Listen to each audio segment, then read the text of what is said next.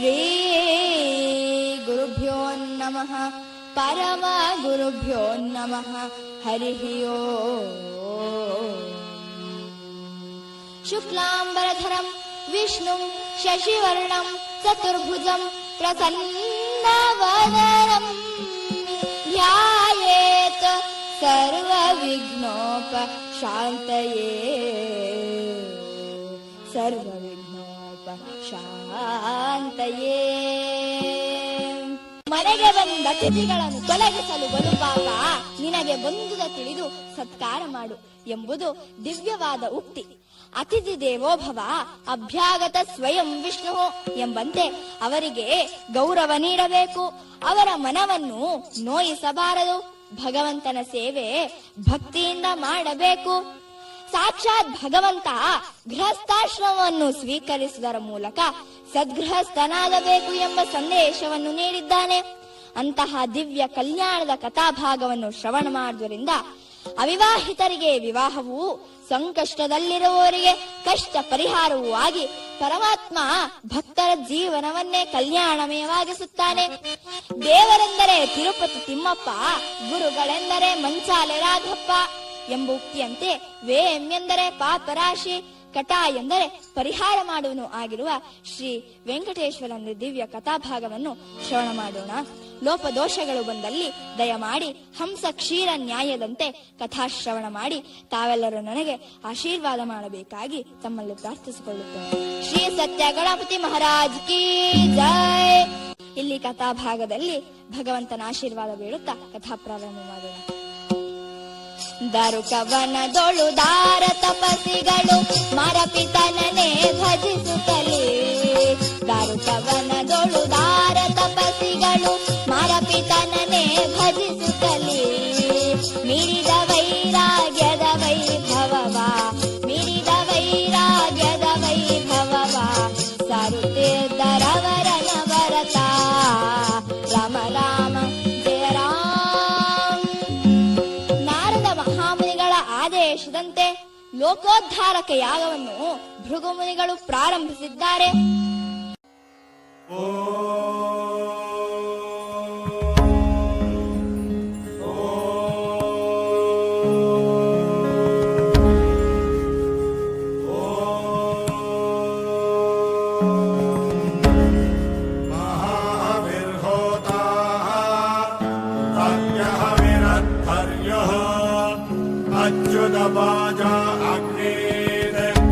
ಅಚ್ಯುತಮನ ಉಪಭಕ್ತ ಅನಾದೃಶ್ಯಸ್ಯ ಅಪ್ರತಿದೃಶ್ಯಸ್ಯ ಯಜ್ಞಸ್ಯಾಧಿಗನೋ ಅಯಾಶ್ಚ ಉದ್ಘಾತ.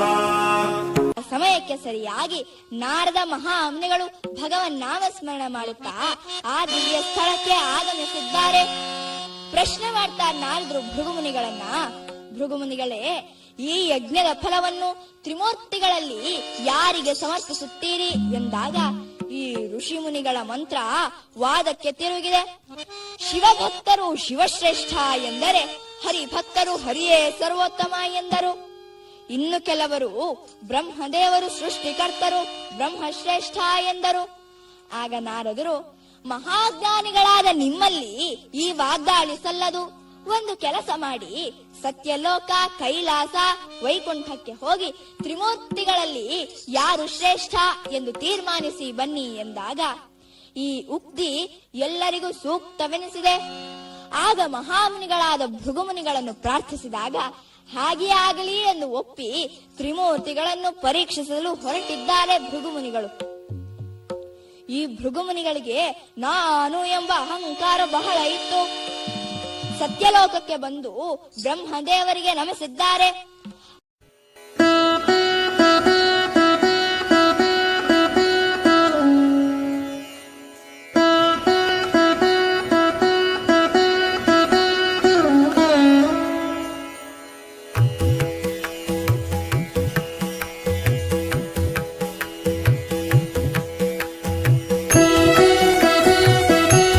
ಶರಣು ಬ್ರಹ್ಮದೇವ ಶರಣು.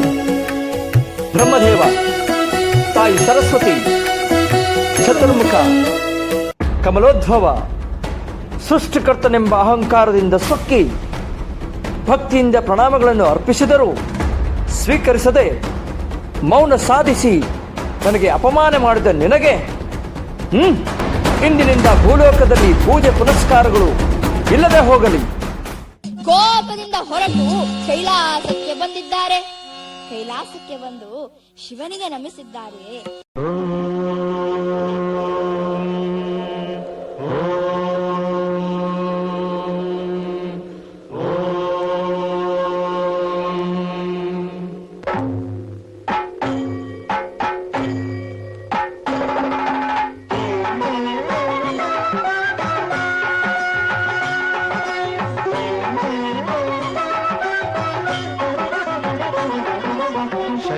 ಶಶಿಧರ ಗಜ ಚರ್ಮಾಂಬರ ಗಂಗಾಧರ ಹರನೇ ಸುಂದರ ಸ್ಮರಹರ ಗೌರಿ ಮನೋಹರ ಜಯ ಪರಮೇಶ್ವರನೇ. ಪರಮೇಶ್ವರ, ಸುಂದರೇಶ್ವರ, ಈಶ್ವರ, ಸರ್ವಮಂಗಳೇ, ತ್ರಿನೇತ್ರ, ಜಟಾಧಾರಿಯಾದ ಮಾತ್ರಕ್ಕೆ ತಾಮಸಗಳನ್ನು ತಿರಸ್ಕರಿಸಬಹುದೆಂದು ತಿಳಿದೆಯಾ? ವಿರಾಗಿ ಎಂದು ಉಡುಪು ಧರಿಸಿದ ಮಾತ್ರಕ್ಕೆ ಮುನಿ ಕುಂದದವರನ್ನು ಅಲಕ್ಷಿಸಬಹುದೆಂದು ಬಗೆದೆಯಾ? ಶೃಂಗಾರ ನಾಟ್ಯದಲ್ಲಿ ಮೈಮರೆತು ಗರ್ವದಿಂದ ಮರೆಯುತ್ತಿರುವ ನಿನಗೆ ಇಂದಿನಿಂದ ಭೂಲೋಕದಲ್ಲಿ ಲಿಂಗ ಪೂಜೆ ಸ್ಥಿರವಾಗಿ ಹೋಗಲಿ. ಕೋಪದಿಂದ ವೈಕುಂಠಕ್ಕೆ ಬಂದಿದ್ದಾರೆ.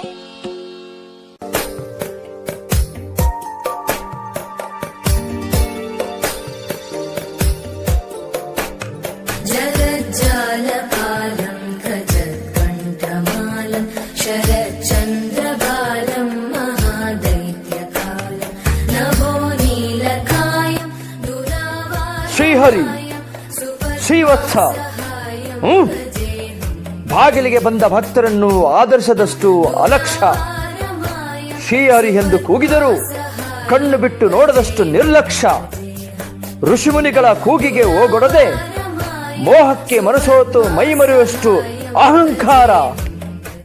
ವಿಷ್ಣುದೇವ, ವಿಷ್ಣುದೇವ, ವಿಷ್ಣುದೇವ.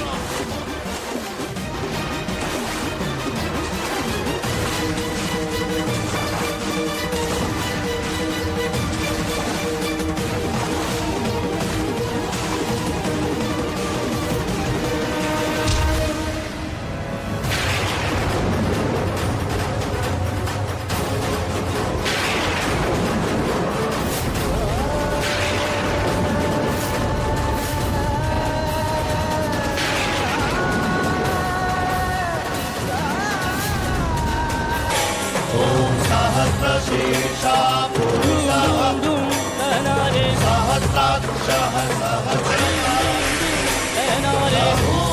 सहस्रतो विश्वम् अस्य तिष्ठदशाङ्गुलम्.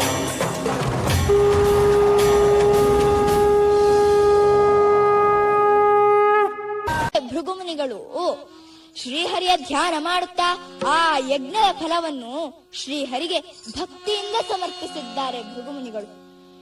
ಇತ್ತ ಲಕುಮಿಗೆ ಶ್ರೀಹರಿ ಹೀಗೆ ಮಾಡಿದುದನ್ನು ಕಂಡು ಮುನಿಸಿಕೊಂಡು ಶ್ರೀಹರಿಯು ಎಷ್ಟೇ ಸಮಾಧಾನ ಮಾಡಿದಳು ಇಲ್ಲದೆ ಸರಸರನೆ ಹೊರಟು ಭೂಲೋಕಕ್ಕೆ ಬಂದಿದ್ದಾರೆ.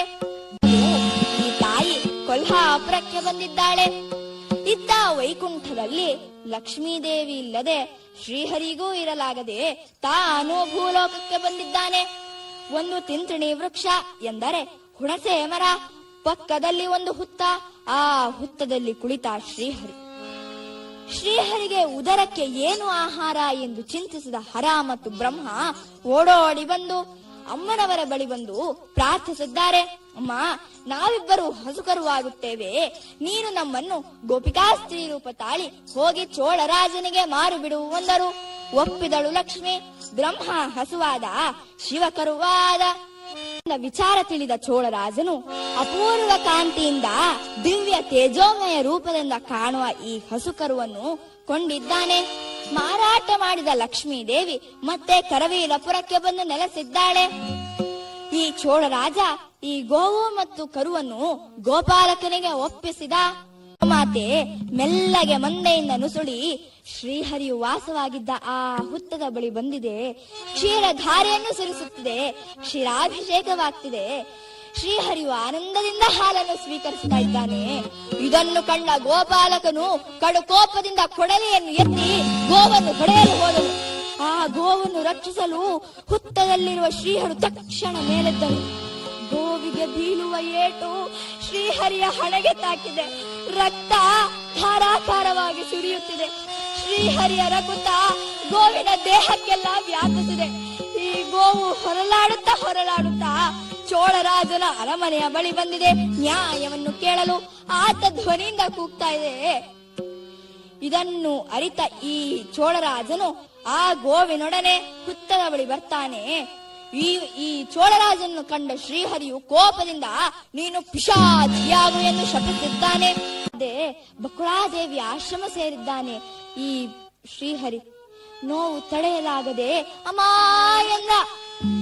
ಶ್ರೀನಿವಾಸನಿಗೆ ಔಷಧೋಪಚಾರಗಳನ್ನು ಮಾಡಿ ಆನಂದದಿಂದ ಶ್ರೀನಿವಾಸ ಎಂದು ನಾಮಕರಣ ಮಾಡಿದ್ದಾಳೆ ಬಕುಳಾದೇವಿ. ಒಂದು ದಿನ ಬೇಟೆಗೆಂದು ಅರಣ್ಯಕ್ಕೆ ಹೊರಟ.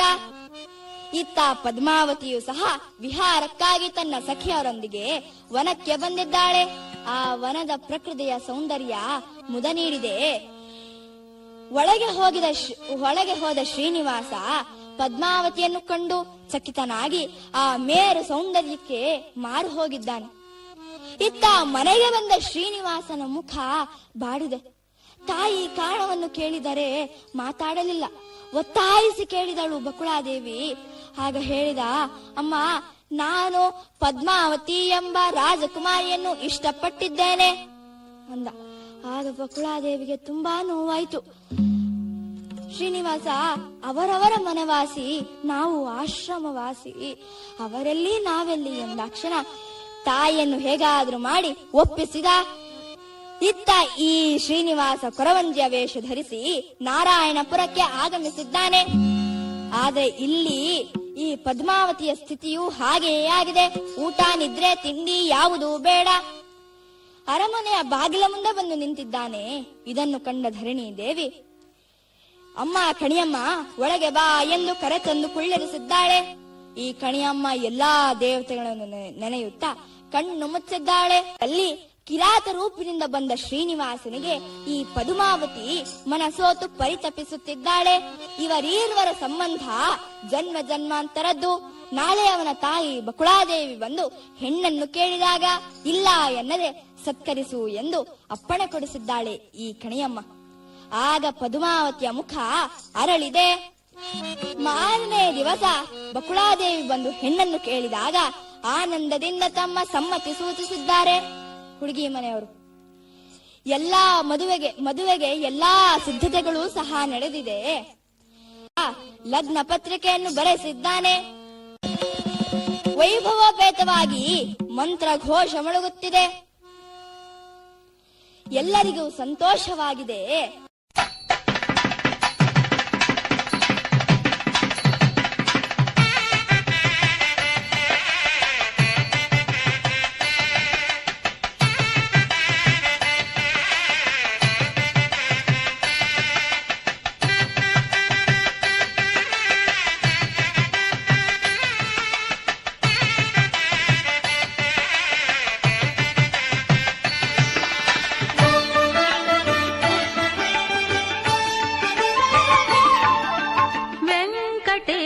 ಕಲ್ಯಾಣ ವಿಶ್ವದ ಕಲ್ಯಾಣ, ವೆಂಕಟೇಶ ಕಲ್ಯಾಣ ವಿಶ್ವದ ಕಲ್ಯಾಣ, ಪದ್ಮಾವತಿಯ ಕಲ್ಯಾಣ ಭಾಗ್ಯದ ಕಲ್ಯಾಣ, ಪದ್ಮಾವತಿಯ ಕಲ್ಯಾಣ ಭಾಗ್ಯದ ಕಲ್ಯಾಣ, ನಿತ್ಯೋತ್ಸವಗಳ ಕಲ್ಯಾಣ ನಿತ್ಯ ಕಲ್ಯಾಣ, ಪದ್ಮಾವತಿಯ ಕಲ್ಯಾಣ ಭಾಗ್ಯದ ಕಲ್ಯಾಣ, ವೆಂಕಟೇಶ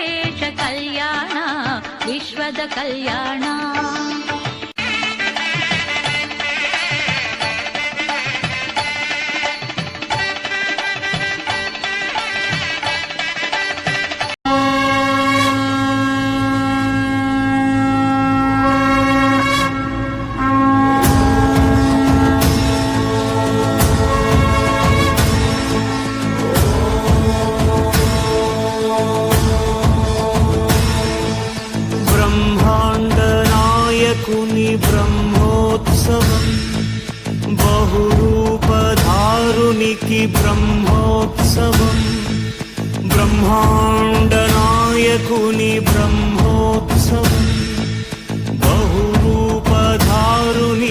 బ్రహ్మోత్సవం శ్రీభూసతులతో శరణాగతులతో శ్రీభూసతులతో శరణాగతులతో 7 కొండల పైన చక్కగా బ్రహ్మరూపునికి బ్రహ్మోత్సవం అఖిల లోకాల అమృతోత్సవం సుర సమూహాల సరసోత్సవం అఖిలాండ కోటి బ్రహ్మాండ నాయక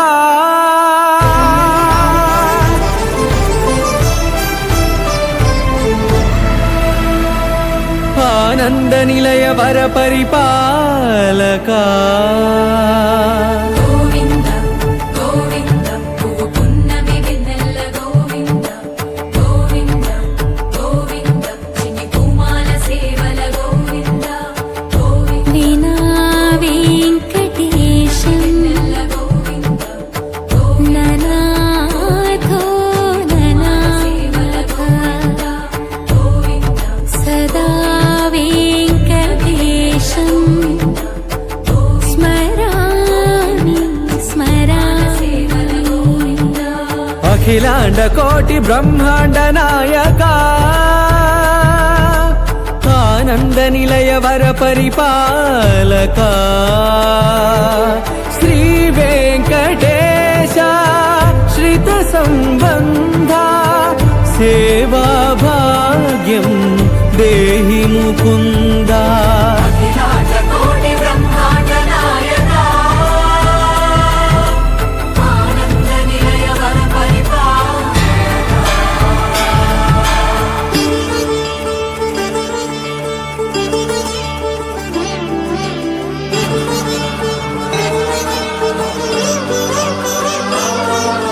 తిరుపదములకు తిరువడి దండలు శ్రీభూసతులకు సిరిహారములు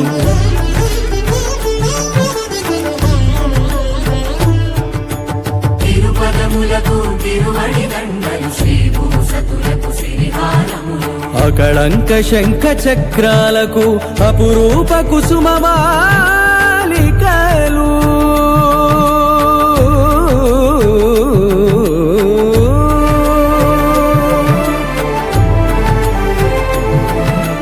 ఆజానుబాహు పర్యంతము అలరుల తావళహారములు